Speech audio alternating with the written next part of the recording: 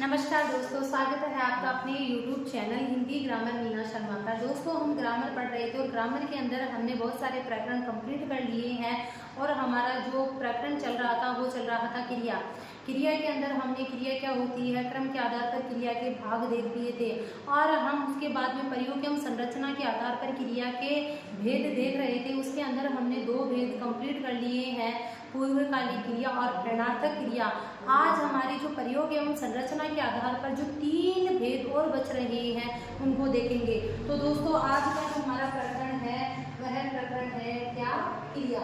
क्रिया की अगर हम बात करते हैं तो क्रिया की हमने परिभाषा देख ली थी। आज जो हम देख रहे हैं वो है हमारा प्रयोग एवं संरचना के आधार पर क्रिया के भेद, जो कि मैंने बताया कि आपको 5 होते हैं, जिनमें से हमने 2 देख लिए थे और अब हमें 3 देखने बाकी है।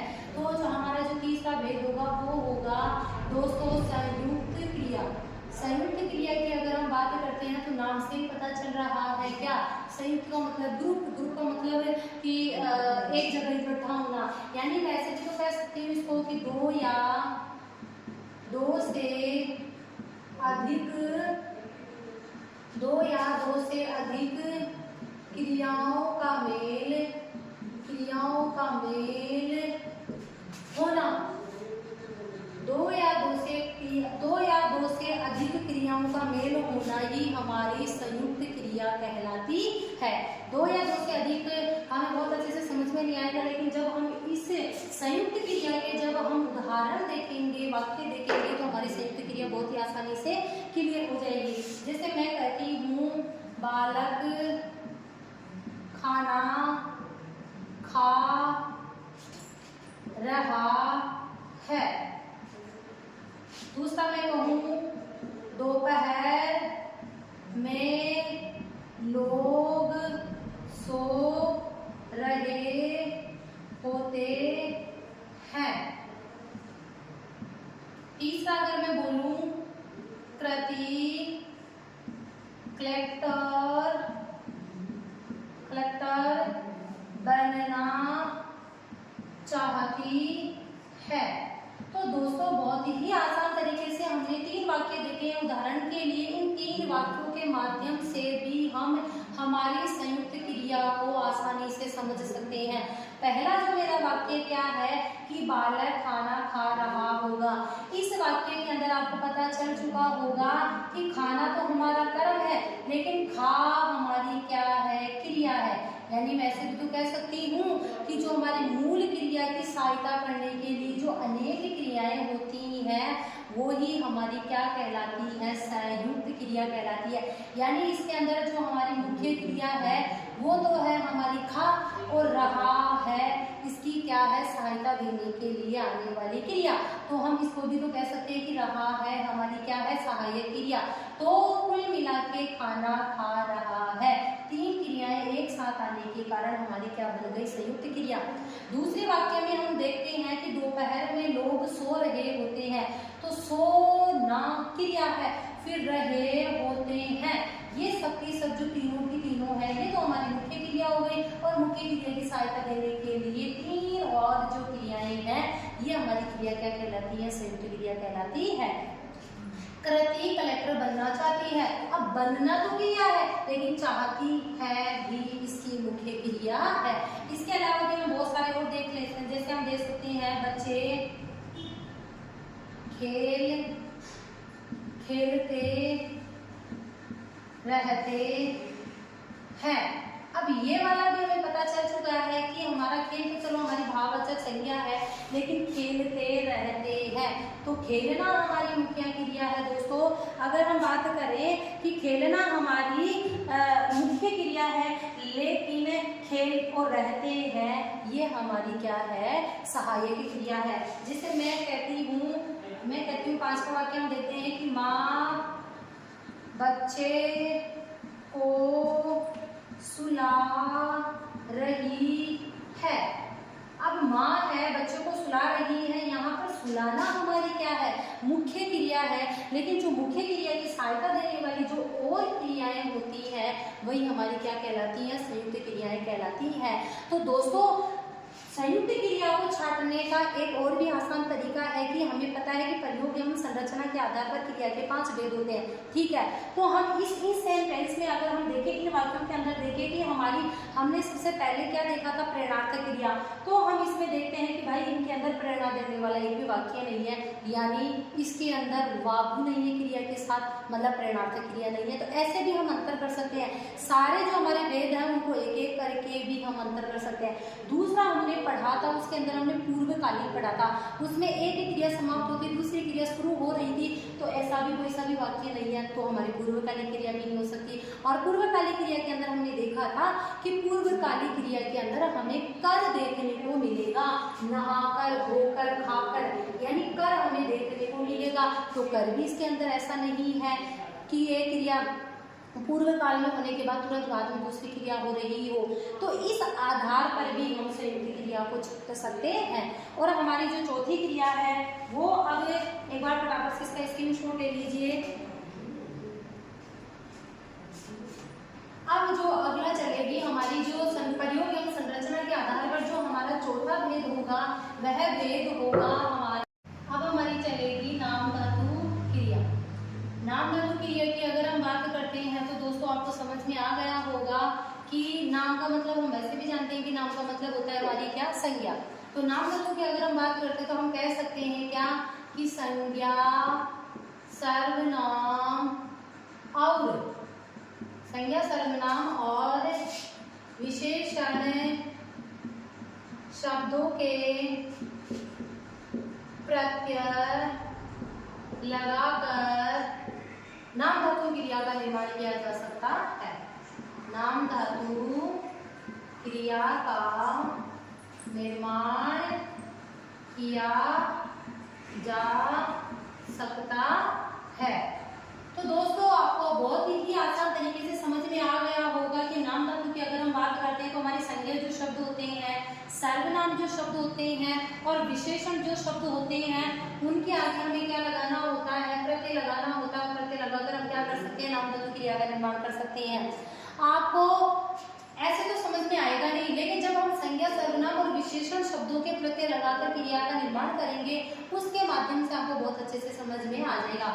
जैसे मैं कहती हूँ हाथ मेरी क्या है, संज्ञा है, रंग क्या है, संज्ञा है, लात क्या है, संज्ञा है, और मैं बात करूँ फिल्म क्या है, हमारी संज्ञा है, ठग क्या है, हमारी संज्ञा है, और हम बात करें तो लाज भी क्या है, हमारी संज्ञा है। अब इनके आगे में जब प्रत्यय लगाकर अगर क्रिया का निर्माण करती हूँ तो वही क्रिया हमारी क्या कहलाती है, नाम धातु क्रिया कहलाती है। जैसे हाथ से मैंने कह दिया क्या, हथियाना, ला रंग से कह दिया मैंने रंगाना, लात से मैंने कह दिया लतियाना, और फिल्म से मैंने कह दिया फिल्माना या फिल्माया। फिल्माना कह सकती हूँ, फिल्माया कह सकती हूँ। इसी प्रकार ठग से ठगना, लाज से ले जाना, ऐसे हमने देख लिए हैं। तो दोस्तों आपको समझ में आ गए होंगे कि ऐसे शब्द अगर हमें जहां पर देखने को मिलेंगे तो हम वैसे भी नाम धातु क्रिया को पहचान सकते हैं। क्यों? क्योंकि ऐसे शब्द हमने जो बाकी क्रिया पढ़ी है प्रयोग एवं संरचना के आधार पर हमने प्रेरणार्थक क्रिया देख ली, हमने पूर्वकालिक क्रिया देख ली और इससे पहले हमने संयुक्त क्रिया देख ली। उसके अंदर हमें ऐसे क्रिया शब्द देखने को नहीं मिले हैं, तो हम इस तरह से भी पहचान कर सकते हैं। और हम संज्ञा के, यानी सारी की सारी हमारी क्या संज्ञा है, और इन संज्ञा के माध्यम से हमने ये क्या कर लिया है, नाम धातु क्रिया का निर्माण कर लिया है। जैसे हमने कहा लजाना, तो मैं सभी तो कह सकती हूँ राधा, अगर हम वाक्य के रूप में भी देखें तो हम कह सकते हैं राधा कृष्ण को देख कर लजाती है, ऐसे भी तो कर सकते हैं हम। अब तो लजाती है ऐसा शब्द देखने को, लज्जा भाववाचक संज्ञा, लजाती, लजाया, ऐसे शब्द जहाँ पर देखने को मिल जाएंगे तो हम पता लगा सकते हैं कि ये हमारी नाम धातु क्रिया है। जैसे हमारा हाथ है तो हाथ से कह सकते हैं क्या कि ठाकुर ने किसानों की जमीन हथिया ली। हम कह सकते हैं क्या, ठाकुर ने किसान की जमीन, हथियाली, हथियाई, हथियाली, हथियाई भी कह सकते हैं और हथियाली भी कह सकते हैं। जैसे हम कहते हैं, एक दो एग्जाम्पल और देख लेते हैं। जैसे मैं कह सकती हूँ क्या, मैं तो मेरे भी कहूंगी क्या कि मुझ पर दृश्य फिल्म आया। तो हमने इनके माध्यम से भी नाम धातु क्रिया का निर्माण कर सकते हैं। संज्ञा के हमने हथियाना, आना प्रत्यय लगा दिया, आना प्रत्यय लगा दिया, आना प्रत्यय लगा दिया, ऐसे हम लगा कर प्रत्यय लगा कर क्या कर सकते हैं, नाम धातु क्रिया का निर्माण कर सकते हैं। तो दोस्तों मैंने बताया कि आपको कि ऐसे शब्द हमें कहाँ देखने को मिलते हैं, तो हम ऐसे भी अंतर लगा सकते हैं कि भाई प्रेरणार्थक क्रिया नहीं है, पूर्वकालिक क्रिया नहीं है, संयुक्त क्रिया नहीं है, मतलब हमारी नाम धातु क्रिया है। तो ये तो फटाफट से इसका स्क्रीनशॉट ले लीजिए, क्योंकि हमने संज्ञा, सर्वनाम और विशेषण शब्दों के प्रत्यय लगाकर नाम धातु की बात देखी है, तो सिर्फ हमने संज्ञा देखी है। अब ये हम सर्वनाम भी देखेंगे और विशेषण भी देंगे, तो फटाफट से स्क्रीनशॉट ले लीजिए।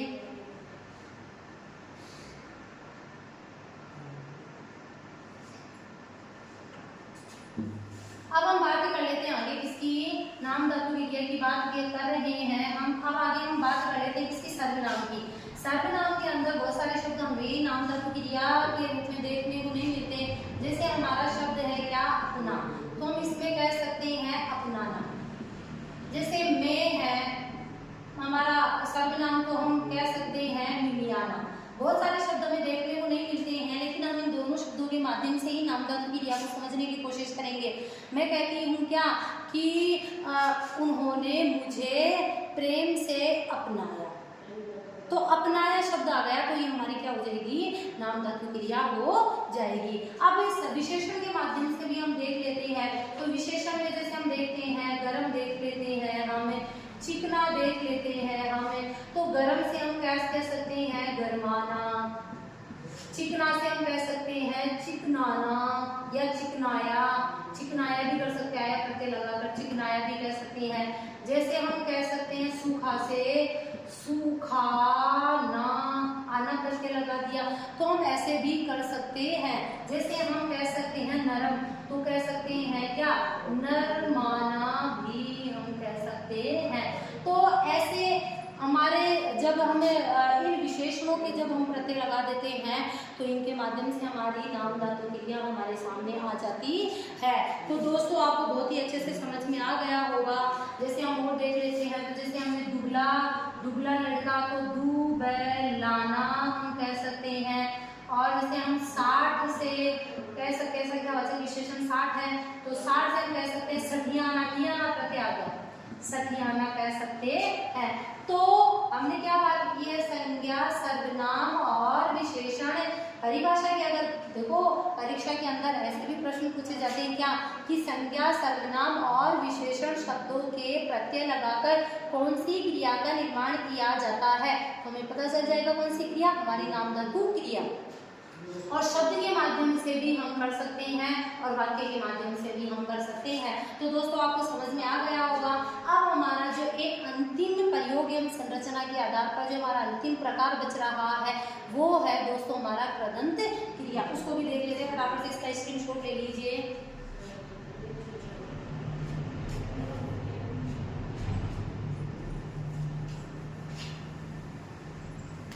दोस्तों हम कृदंत क्रिया की बात करते हैं, तो कृदंत क्रिया हमारा जो 5वां भेद है वो है हमारा क्या, कृदंत क्रिया। कृदंत क्रिया की अगर हम बात करते हैं तो हम कहें क्या, या तो हमारी क्रिया या हमारी धातु, यानी क्रिया या धातु के अंत में कृदंत प्रत्यय लगाकर कृदंत क्रिया का निर्माण किया जाता है। कृदंत क्रिया का निर्माण किया जाता है, यानी क्रिया और धातु के अंत में कृदंत प्रत्यय लगाकर क्या करते हैं, हमें कृदंत क्रिया का निर्माण कर सकते हैं। दोस्तों पता है कि प्रत्यय एक होता है हमारा तद्धित प्रत्यय। तद्धित प्रत्यय क्या होता है, संज्ञा, सर्वनाम और विशेषण के जब हम प्रत्यय लगाते हैं तो वो तो कहते हैं हमारे क्या, तद्धित प्रत्यय। और जब हम क्रिया के प्रत्यय लगाते हैं क्रिया की बात करें तो धातु के प्रत्यय लगाते हैं तो वो हमारा कहलाता है क्या, कृदंत प्रत्यय। तो कृदंत प्रत्यय वाले सारे के सारे शब्द हमारी कौन सी क्रिया कहलाएंगे, कृदंत क्रिया। जैसे अगर मैं धातु की बात करूं तो जैसे हमारे चल, लिख, पढ़, ये हमारी क्या है, ये मुख्य रूप से हमारी क्या है, धातु है। अब इन धातुओं के माध्यम से जब हम इनमें प्रत्यय लगा कर जब हम निर्माण करते हैं क्रिया की, तो वो हमारी क्या, कौन सी क्रिया कहलाती है। जैसे मैं कह सकती हूँ चलना। आपको पता है कि जब हम मूल धातु के ना लगा देते हैं तो हमारी क्या बन जाती है, क्रिया बन जाती है। तो इसी प्रकार चलना हमारी कौन सी क्रिया हो गई, चलना, चलूंगी, चलूंगी, चलेंगे, हो गया हमारा, यानी एंगे लगा दिया, उंगी शब्द लगा दिया हमने। जैसे हम कह सकते हैं तो लिखता, लिखना, लिखूंगा, लिखूंगा, लिखेंगे, ऐसे प्रत्यय यानी ऐसे शब्द। और आज तक एग्जाम के अंदर कृदंत क्रिया के जो प्रश्न आए हैं वो वाक्य के हिसाब से नहीं आए हैं, सिर्फ ऐसे ही चलना, चलूंगी, चलेंगे ऐसे शब्द डालकर ही आपसे पूछता है कि इसमें कौन सी क्रिया है। तो हम कर सकते हैं, जैसे पढ़ से हम कह सकते हैं पढ़ना, पढ़ता, पढ़ूंगा, पढ़ेंगे, ये हमारे क्या हो जाते हैं दोस्तों, कृदंत क्रिया के शब्द बन जाते हैं। तो दोस्तों आपको समझ में आ गए होंगे कि हम बात करते हैं किसकी, कि ऐसे हमारी जो मूल यानी कि हमारी क्या है, मुख्य रूप से हम बात करते हैं क्या, धातु। जब धातु के हम कृदंत प्रत्यय लगा देते हैं, कृदंत प्रत्यय क्या होते हैं कि ऐसे प्रत्यय जिनको लगने के बाद में बनने वाला शब्द क्या बने, क्रिया बने। और संज्ञा, सर्वनाम और विशेषण के आगे हम जो प्रत्यय लगाते हैं वो क्रिया नहीं बनते हैं, वो क्या बनते हैं। जैसे मैं कह सकती हूँ लड़ाकू। अब आकू प्रत्यय है तो लड़ाकू में क्या आएगी, हमारी कौन सी क्रिया आएगी, देखिए पहचान के देखना कौन सा प्रत्यय आएगा। आपके सामने प्रश्न छोड़ती हूँ कि लड़ाकू के अंदर कौन सा प्रत्यय आएगा, कृदंत प्रत्यय आएगा या फिर तद्धित प्रत्यय आएगा। आकू प्रत्यय यहाँ पर तो हम किसकी बात कर रहे हैं कि संज्ञा, सर्वनाम और विशेषण के जब हम प्रत्यय लगाते हैं वो तो तद्धित हो गए, लेकिन जब हम क्रिया के प्रत्यय लगाते हैं तो वो कृदंत प्रत्यय कहलाते हैं। और इनसे बनने वाले शब्द ही हमारे क्या कहलाते हैं, कृदंत क्रिया कहलाते हैं। जैसे मैं कह सकती हूँ एक शब्द है हमारा दौड़, दौड़ मूल शब्द है यानी धातु है, तो हम कह सकते हैं दौड़ना, दौड़ूंगा, दौड़ेंगे, ये हमारा हो सकता है। जैसे चल हमारा मूल धातु है तो ऐसे कहते थे चलता, चलते, चलूंगा, ऐसे हमारे जो शब्द हैं ये सारे के सारे हमारे क्या बन जाते हैं, कृदंत क्रिया बन जाती है। तो दोस्तों हमने जो क्रिया का प्रकरण शुरू किया था उसके अंदर हमने बहुत ही आसान तरीके से क्रिया क्या होती है, कर्म के आधार पर क्रिया के कितने भेद हैं, सकर्मक और अकर्मक को हमने बहुत ही आसान तरीके से, आप चाहे उसको ट्रिक बोलो, बहुत ही आसान तरीके से हमने अंतर को समझने की कोशिश की थी। और अगर आपने मेरा वीडियो नहीं देखा है तो देखना, आपके जितने भी सकर्मक और अकर्मक क्रिया के संबंधी जितने भी डाउट है वो उस वीडियो से क्लियर हो जाएंगे। उसके बाद में हमने सकर्मक क्रिया के भी दो पार्ट होते हैं, एक कर्मक और द्विकर्मक, वो भी हमने देख लिए। उसके बाद में प्रयोग एवं संरचना के आधार पर जो क्रिया के 5 भेद हैं वो भी हमने देख लिए थे, 2 तो पहले देख लिए तो आज 3 देख लिए हैं। अगर दोस्तों आपको मेरा पढ़ाने का तरीका और अगर आपको ये चीज़ें समझ में आ रही है, अगर आप चैनल पर नए हैं तो सब्सक्राइब कीजिए, लाइक एंड शेयर कीजिए। Thank you.